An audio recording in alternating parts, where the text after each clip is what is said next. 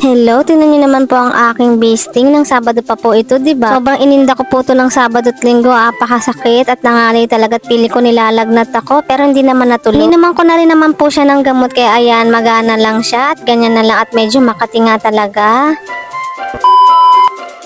Hello, good morning for today's vlog. Samahan nyo ako ulit sa isang araw ng stay at home nanay. Hello, Monday na naman po. Tapos ko magligpit ng aking hinugasan. Ayan, tambay muna tayo sa labas. I-flex ko na naman ang aking beasting. Ayan, mga Mars. Tinan nyo naman maga pa siya.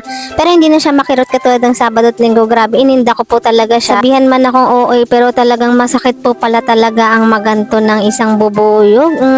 Bagong araw mga kananay. Ayan, for the upo muna ang nanay dahil nga ang gloomy dito at malamig. Tapos kung magkape, ang bilis nga naman ng oras. Ako'y maaga na nagsayang at papasok na nga po kami. Ilang araw po kami hindi nakapasok dahil po nagkasora isang aking Junaki. Ayan mga kananay, samahan niyo po ako ulit magtiklop. Ito na ata ang sign para magtiklop. Sabayan niyo po ako, Charis. Magsipag tayo for today's video, Charis. At ito nga po pala ang ulam namin. No? Wala, air fry ko lang siya mga kanina. Wala po talaga akong maisip na lulutuin dito at ipiprito ko lang pag ganito. Ayan, o diba? Ulam. May sarsa na. Masarap pa. Ayan, kain po tayo. Pakakainin ko po muna yung aking estudyante. Ayan, niready ko na yung kakainin niya at mamaya maliligo na po siya. At mamaya pa naman ang gutom ko mga kainay. Nakikrave nga ako sa gulay. Ipasok po ba kayo? Kami kasi meron. Yung iba ata wala sa mga Las Piñas. Paranaque kasi daw may jeepney strike.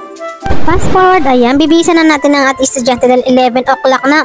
Napakabilis po ng oras mga Mars. Kami ay masaya at nakakapasok na kami at ilang araw nga din kami nagkasore eyes kaya hindi nakapasok tong grade 4 ko. Sobrang excited na nga siya pumasok kasi nga syempre malapit na rin periodical nila at mahaba rin naman ang bakasyon. Yan, i-flex ko pala yung aking wala ng sore eyes na grade 4. Ayan mga labs. Ako nga rin, buti na lang medyo nawala na yung pamumula ng mata. Talagang inagapan ko kasi nga ang hirap naman talaga namin nararamdaman katas meron kang iniintinding anak at pamilya. Magandang tanghali po, ayan. Papasok na naman kami mga kalabs. 11:35 na niyan, ayan. Gantong oras po kasi kami talaga nalabas papunta sa may tricyclean. Swertihan lang po talaga kung may tricycle tayo makita at mag-aantay pag wala naman. Mahaba-haba ang ating bakasyon sa susunod na linggo, hanggang November na.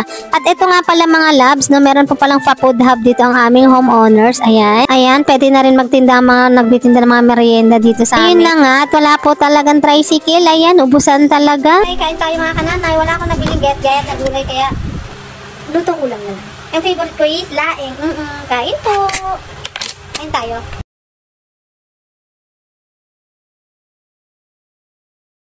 At pag Monday, marami po talaga tayong gawaing bahay. Ayan, naglinis na po ako ng CR dahil di po talaga ako nakapaglinis ng CR kahapon. Gawa ng sobrang sakit po talaga ng braso ko. Gawa ng beasting. Medyo magapa rin nga talaga siya pero sana gumaling na. 5 o'clock na yan. Tara, magsundo na tayo ng ating estudyante. So ayan, panghapon po talaga kami. Napaka-calming talaga ng araw dito tuwing hapon. Ayan. Tapos nahuli pala sila kasi binigyan po pala sila ng school supply ni Mayor. Thank you po, Mayor. Yun na nga at cleaners din kami. Oo, mukhang gagabihin ng mga person. Mga Mars, no, napakabilis talaga dumilim ngayong buwan na to. Tingnan nyo naman anong oras na niya. O siya, hanggang dito na lang po. Salamat sa panonood. Follow for more.